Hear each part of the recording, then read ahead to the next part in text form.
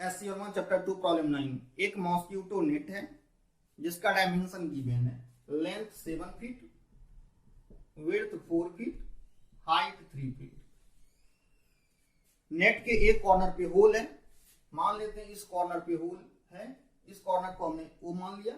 ये corner A, ये corner B, ये कॉर्नर C।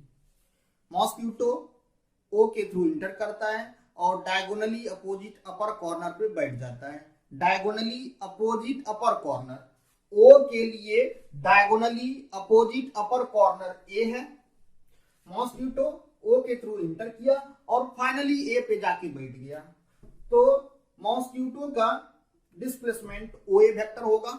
हमें मैग्नीट्यूड फाइंड करना है। किसका मैग्नीट्यूड फाइंड करना है? डिस्प्लेसमेंट का मैग्नीट्यूड हमें फाइंड करना है। और लेंथ, इस लेंथ को एक्स एक्सिस, विड्थ को वाई एक्सिस,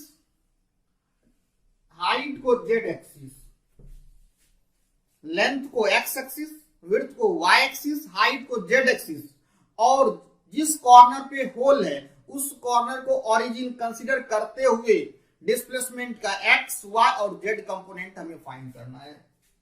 तो डिस्प्लेसमेंट होगा डी से लिखे तो डी इक्वल टू यहां पे हम लिख सकते हैं ओ ए। ओ बी को ज्वाइन कर दें तो ओ ए को हम लिख सकते हैं O B vector plus B A vector. इस ओ बी वेक्टर को हम लोग क्या लिख सकते हैं? ओ बी वेक्टर को हम लोग लिख सकते हैं O C vector plus C B vector. तो ये ओ बी वेक्टर को हमने लिखा O C vector plus C B vector और ये B A vector. OC vector क्या होगा? ओसी वेक्टर को हम मैग्नीट्यूड इनटू डायरेक्शन लिख सकते हैं। ओसी वेक्टर का मैग्नीट्यूड हो गया 7 और डायरेक्शन हो गया along X axis, so I cap. CB vector को हम लोग लिख सकते हैं magnitude and direction, magnitude into direction.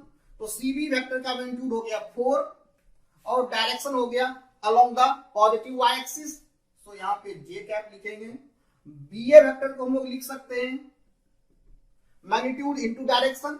BA vector का मैग्नीट्यूड 3 फीट के इक्वल होगा, so BA vector equal to 3 और direction along the positive Z axis, so BA vector को लिख सकते हैं 3 के कैप।